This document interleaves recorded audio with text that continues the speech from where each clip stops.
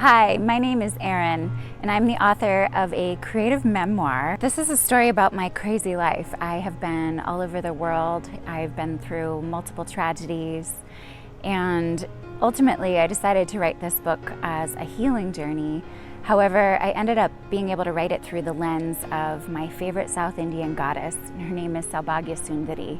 And it's essentially a story of moving from tragedy and extreme trauma and depression and loneliness into a place of hope and love and being able to fully taste life again.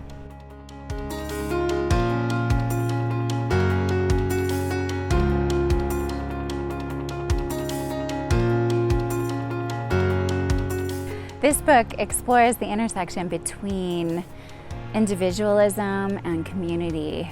It also explores the intersection between feminism and the world of relationship science. Although I don't speak to the science in the book, I let the stories speak for themselves.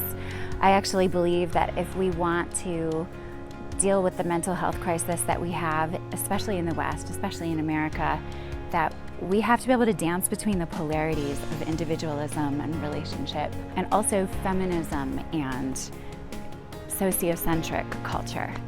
I was inspired to write this book because I've wanted to write a book since I was 8 years old. I actually used to sit on the floor scrawling out pages, just not afraid to write books when I was 8. For some reason, I forgot that I had that ability until my 40s, and I started to have the desire again.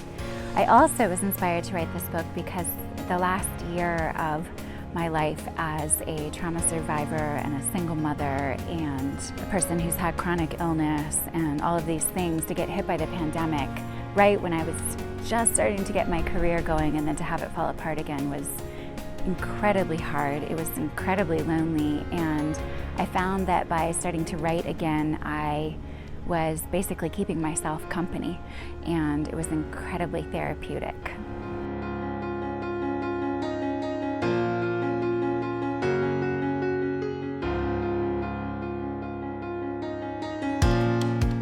This book includes stories and insights from the view of an American woman. I was a pretty typical Midwestern girl with tons of potential.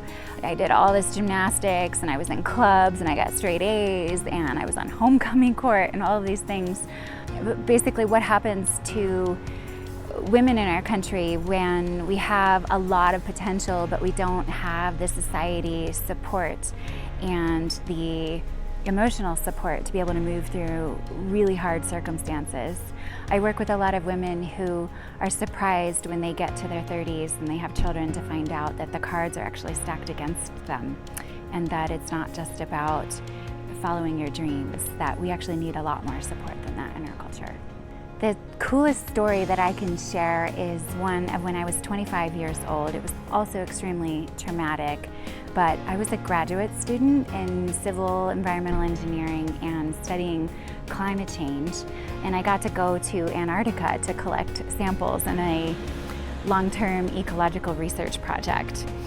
Unfortunately, a few months before I left, my little brother took his own life, and I was in such shock that I did not know how to handle it, and I didn't have the right tools at the time. I had already gotten deeply into yoga, and that was my main resource. But unfortunately, when I got to Antarctica, my marriage at the time also fell apart. And then I also was a part of a team of just graduate students where we had to rescue 2 men from a helicopter crash that happened out at our campsite. So it's a crazy, crazy story. It's also the first time that I fully woke up and started to feel into my own potential. My name is Erin Keeley, and I am the author of House Arrest: The Making of Crazy.